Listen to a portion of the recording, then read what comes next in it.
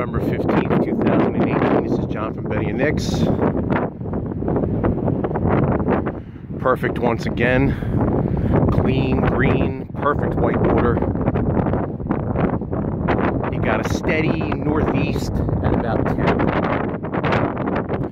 Got some guys out here on the bar. That's nice to see. Good to see some guys out here fishing.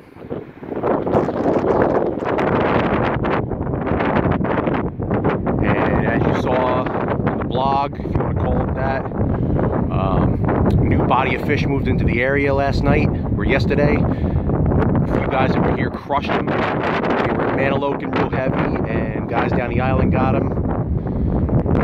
So it's time to get out there.